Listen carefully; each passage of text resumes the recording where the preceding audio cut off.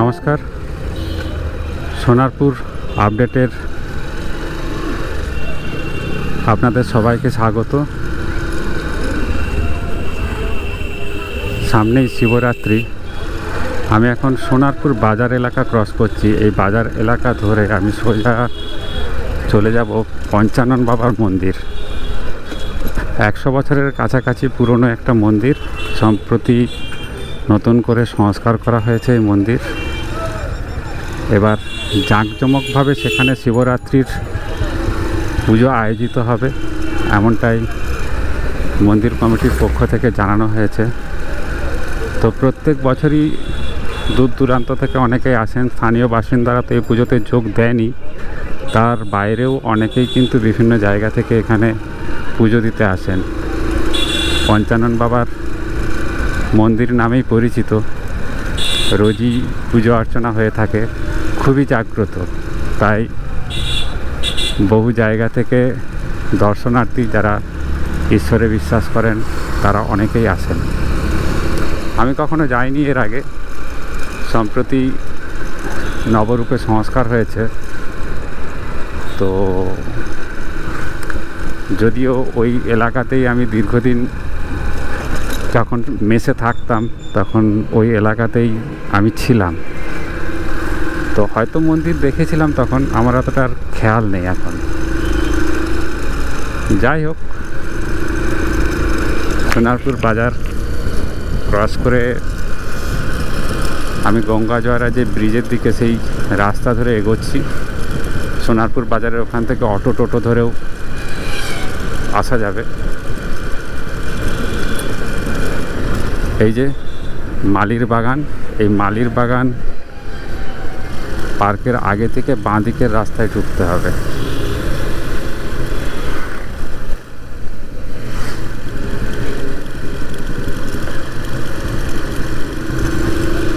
এখানেও লেখা রয়েছে মালির বাগান। সামনে ওই যে পার্ক, তার ঠিক বাঁ দিকে এই যে রাস্তা, এই রাস্তা ধরে এগোতে হবে।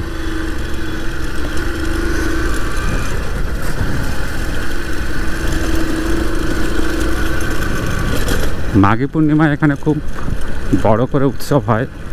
তার আগেই মন্দিরের উদ্বোধন হয়েছিল। মন্দিরটি দীর্ঘদিন ধরে অব্যবস্থায় মধ্যে পড়েছিল, তাই এলাকার বাসিন্দাদের দীর্ঘদিনের দাবি ছিল যাতে মন্দিরটির সংস্কার করা হয়, এবং সেই কারণেই দক্ষিণ 24 পরগনা জেলা পরিষদের আর্থিক সহায়তায় এই মন্দিরের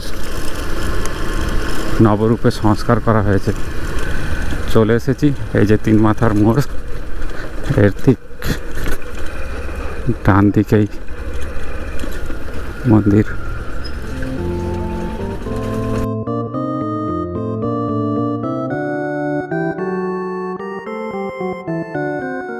নোয়াপাড়ায় জাগ্রত পঞ্চানন বাবার মন্দির। প্রায় 100 বছরের পুরনো এই মন্দির, এমনটাই দাবি এলাকার বাসিন্দাদের। ভগ্নপ্রায় দশা হয়েছিল মন্দিরের। এলাকার বাসিন্দারা মন্দির সংস্কারের দাবি জানিয়েছিলেন। তাদের দাবিকে মান্যতা দিয়ে শুরু হয় মন্দির সংস্কারের কাজ। খুব জাগ্রত ঠাকুর, মন্দিরে সবাই পুজো দিতে আসে। সে যে আসে একবার, সে বারবারই আসে। আর এখানে আমিও এখানে খুব বিশ্বাস করি, আমিও এখানে সবসময় আমি পুজো দেই ঠাকুরের কাছে প্রার্থনা করি যে ঠাকুর সবাইকে ভালো রাখো, এইসব। আর আগে ওরকম ছিল না, লোক এসছে, সবসময় লোক আসে পুজো দিতে, লোক আসে আমার কাছে বলে যায় যে কখন আসবে ঠাকুর মশাই, কখন কি, ওইসব বলে যায়। তারপরে আমি আবার ঠাকুর মশাইরে বলে দেই যে এই টাইমে ওরা আসবে, তুমি চলে আসো।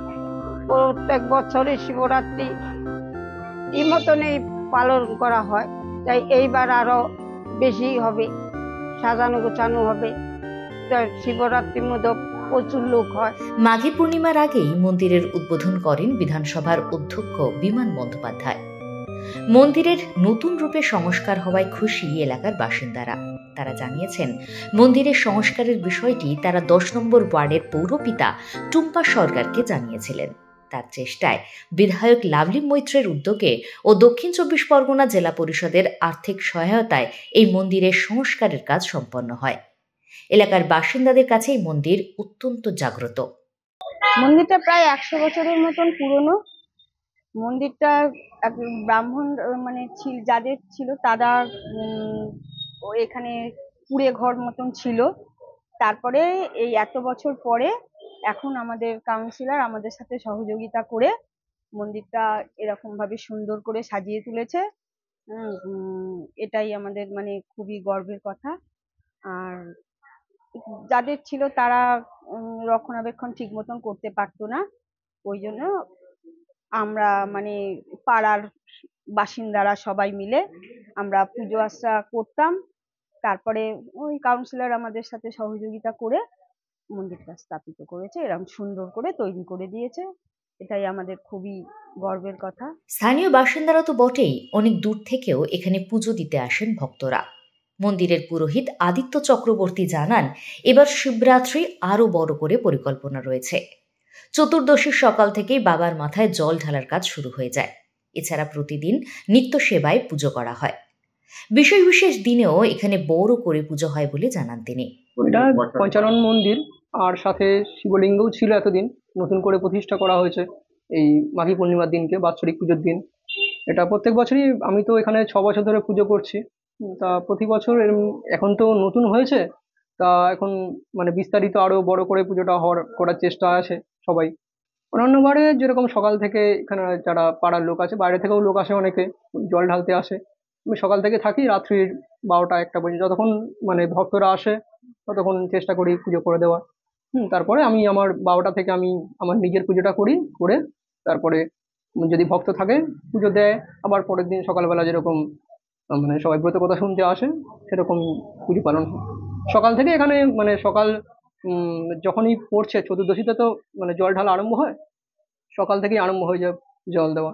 প্রচুর এখানে এমনিতেই আগে থেকে মানে প্রত্যেক বছরই প্রচুর ভিড় হয়, প্রচুর মানে দূর দূর থেকে ভক্তরা আসে এখানে।